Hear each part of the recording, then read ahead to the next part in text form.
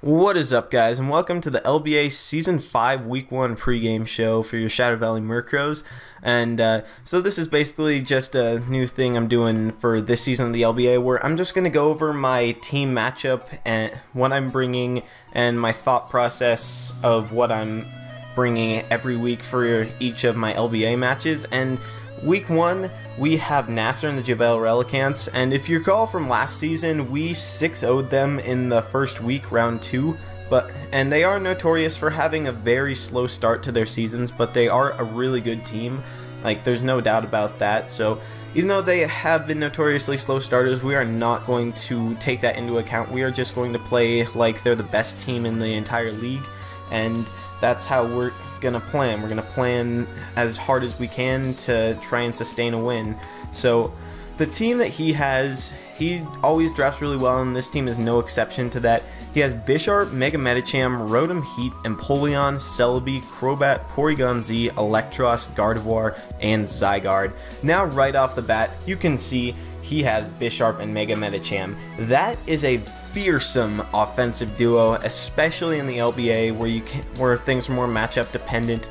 Mega Medicham is so incredibly hard to switch into unless you have a bulky psychic type or a ghost, which I do have in I have 2 bulky psychic types, but Bisharp is far and away the biggest threat to my team because I have nothing that can just like take continuous hits from this thing or outspeed it. So I just saw Bisharp far away biggest threat to my team. It does so much damage, and basically if he gets up a Swords Dance and he has the right coverage for me, it's pretty much game over. So that's definitely something I was definitely scared of. He also has some smaller threats like Zygarde, which can be annoying if it starts setting up coils or Dragon Dances, so I'm gonna have to be wary of that. Gardevoir with Trace, it can trace some of my abilities, which could be annoying.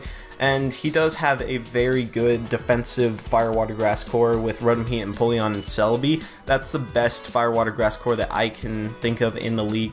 And also he has Crobat, which is also a pretty good Pokemon. It can also be offensive. So we're going to go ahead and get over to the PC, and I'll show you what I'm bringing for this week.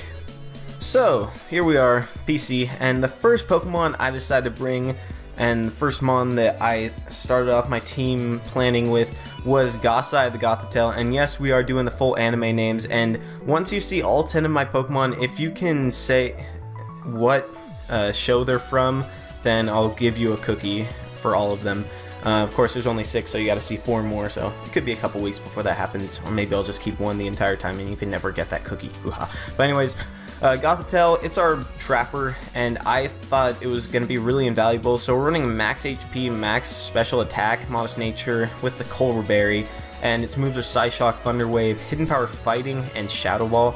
This is our first Bisharp counter. This is the first thing that I want to use to try and take out Bisharp. Of course, with Shadow Tag, unless he's running the Shed Shell, he's going to be trapped in, and with the Colbur Berry, I can live any unboosted hit that his Bisharp goes for, and then proceed to knock it out with Hidden Power Fighting. The only way I could not knock it out with Hidden Power Fighting is if he is sashed, if he has the Fighting Berry, or if he's running like max HP and Assault Vest, which if he had that, I wouldn't be as scared because then I could outrun it with other Pokemon on my team.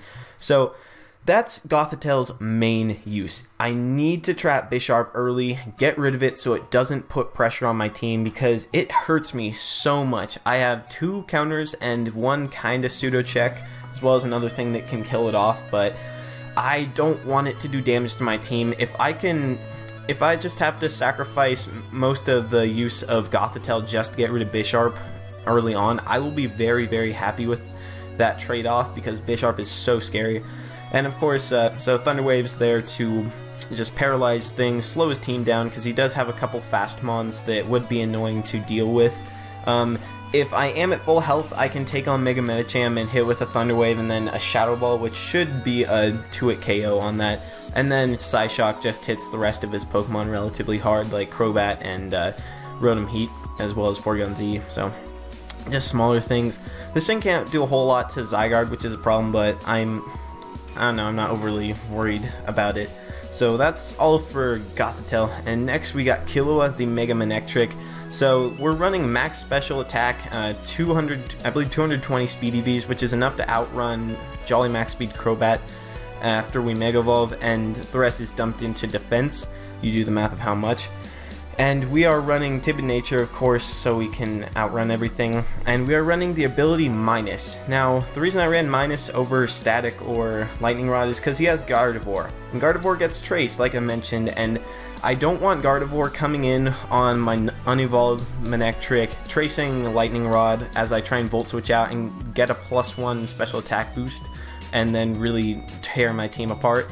So next option I thought was Static, and while Static, yeah, you can trace Static, and that'd be okay, but I really don't want to risk like my Excadrill or something touching it, or and then it getting paralyzed and ruining my chances to sweep his team. So I went with Minus because Minus is absolutely useless, especially against him because he doesn't have him on with Plus.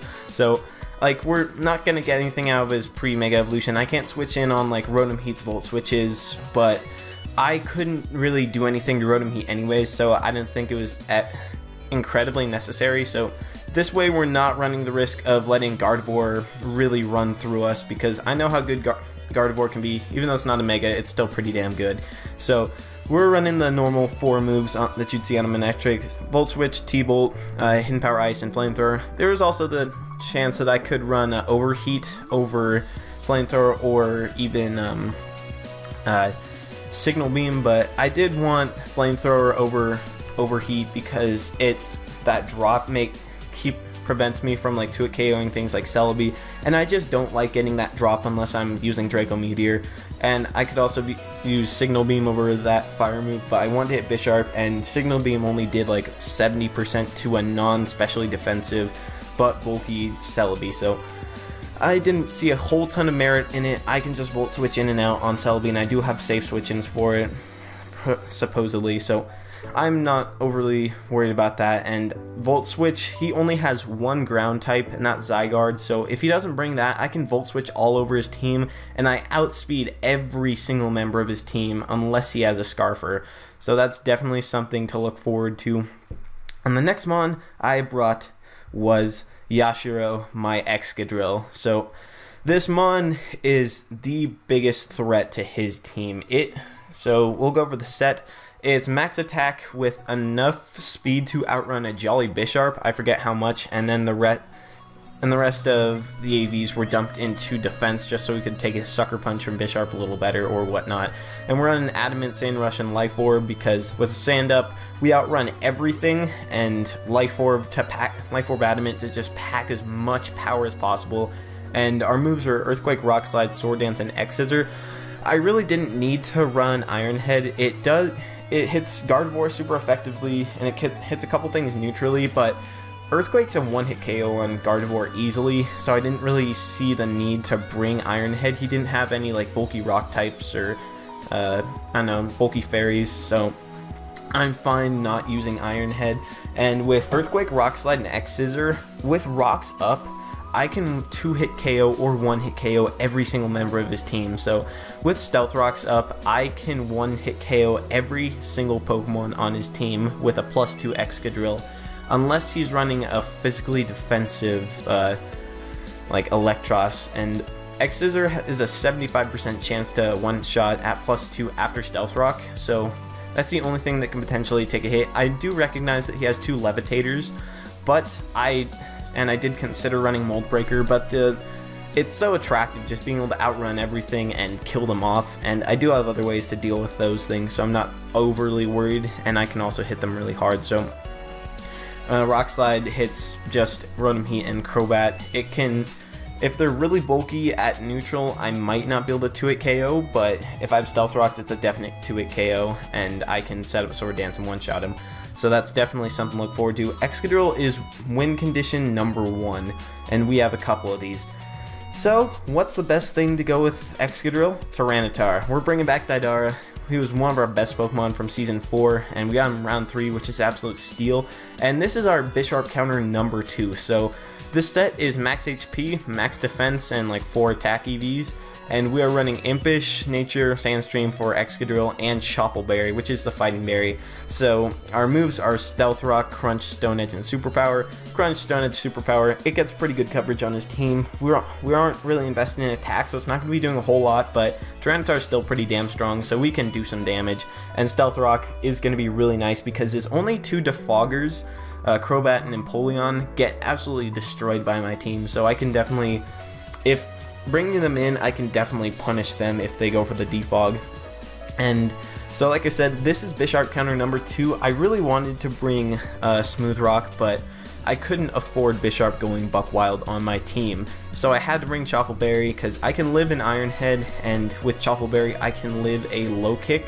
If he's +2, then I die, but that's a different story. So Tyranitar can live any hit from Bisharp, granted we don't get flinched by an Iron Head or critted, and then we can go for Superpower and one-hit KO in return unless he has an item that would prevent a one-hit KO. So that's what Tyranitar does. Its coverage is pretty good, and Sand is awesome. I would have loved to have 8 turns of Sand, especially against Nasser's team, but I just really need to check Bisharp. So that's how big of a threat it is to me. And the next mon is win condition number 2. We are bringing Shoot the Reuniclus, and this is a max defense, max HP, of course bold nature with lefties and magic guard. This thing is our dedicated Mega Medicham counter. With max HP, max defense, it can take 2 hits of all but 1 attack from Mega Medicham. And the only attack that Medicham can use to 2-hit KO us is a Gen 3 tutor move, so I'm not sure if he's going to dig that far into the vault. If he does, I'll be damn impressed, but I can still beat it, and it's taking a little under 50% from High Jump Kick, and since we can't take damage from like rocks or sand, we are going to be guaranteed to live 2 High Jump Kicks, and we can recover up, and our moves are Calm Mind, Recover, Shadow Ball, and Focus Blast. Like I said, win condition number 2, because if Bisharp is dead, if I can just set up Calm Minds all over his team. I do recognize that he can taunt me with Crobat, he can roar me with Empoleon, he can trick me with Rotom or Celebi or Gardevoir, but if he doesn't have any of those 3, or I just get a free Calm Mind up on, I can still get a big hit off before they like get rid of my sweeping capabilities. So I chose to go Shadow Ball over Psyshock because I cannot touch Celebi at all, and I thought, okay, I can get rid of Celebi, but there's only one thing on my team that can one-hit KO Celebi, so I didn't really want to mess around with that. So Shadow Ball and Focus Blast perfectly covers his entire team, nothing resists it, and if I get a bunch of Calm Minds up, he can't kill me, and I kill everything on his team. So yeah, like I said, win condition number 2, and I'm really looking forward to this thing because I need it to check his Mega Medicham, and it also just stops Crobat in its tracks and things like that. So our last mon was a toss-up between 3 different Pokemon. Our options were Whimsicott, Talonflame, and Feraligatr. Now I'll go over which the things that were really good about each one. So Whimsicott, it can definitely revenge kill stuff like Mega Medicham and Bisharp with Moonblast and HP fighting. It can paralyze things with Priority Stun Spore, though it does have 75 accuracy, I don't mind that. And it's just an overall annoyance. We can U-turn on and stuff, we could potentially set up Tailwinds, and we could taunt Zygarde, we could Moonblast Zygarde. Just do a whole bunch of stuff to him. And then the next option was Talonflame. So Talonflame, it can easily revenge kill Mega Medicham. It one-shots it with a peck, no, not a peck, but it's an easy one-hit KO with Brave Bird. I can also potentially run Will-O-Wisp and burn Bisharp. I can kill it with a Flare Blitz, though I am afraid of Sucker Punching. It can kill off Celebi, Crobat, Porygon Z, and Gardevoir. It can pretty much kill off all of his frailer Pokemon, but he does get completely walled out by Rotom, Heat, and Empoleon and Zygarde, so that was definitely a downside. And the last mon we considered was Feraligatr, and Feraligatr really rips his defensive core up, and we can also take a hit from Bisharp with it and do a whole lot in return, and it just seemed like an overall good pick. It was the best option for us, so we're going with Feraligatr. This is win condition number 3, and we're running, this is Knuckle, meet him, say hi, and he is running a Jolly Nature with max attack, enough speed to outrun a Jolly Bisharp, and the rest is poured into HP. So we are running a Life Orb, of course, with Sheer Force and Waterfall, Dragon Dance, Crunch, Substitute. This is a thing that can really just beat his team if I get free setup, because he has nothing that resists Waterfall and Crunch. I kind of wanted to run like I could have potentially run Low Kick or Superpower or Ice Punch for Zygarde or Bisharp, but I really wanted Substitute because it lets me set up on things like Empoleon. It forces them to bring Roar or Grass Knot, and if we can get free damage on those while they do that, that'd be perfect. And this thing can do about 60% to Bisharp with Waterfall. It takes a knockoff, and then we can play around Sucker Punches. So that is definitely something that I wanted to do. With a little damage on his Empoleon, we can just sweep his team at +2. So that was definitely another thing to look forward to. And that's pretty much the team. So we got Sub Dragon Dance for Alligator, Calm Mind, Max Defense, Reuniclus. We got SD 3 attacks, Excadrill, Max Defense, Chople, Tyranitar, just standard Manectric, plus it has minus, and it lastly Colbur Berry, Gothitelle, which is our first Bisharp counter. So that's a team. If you have any questions about what I brought, why I brought it, or what I didn't bring and why, make sure to just leave it in the comment section below. I'll be happy to answer. And yeah, I hope you guys enjoy this, because it should be a weekly staple as I bring more LBA stuff, and it'll probably come up the day before I post my battle. With all that said, hope you enjoy your days, hope you enjoyed this video, and if you did, make sure to drop a like, and till next time, have a good day, and I'll see you later. Peace.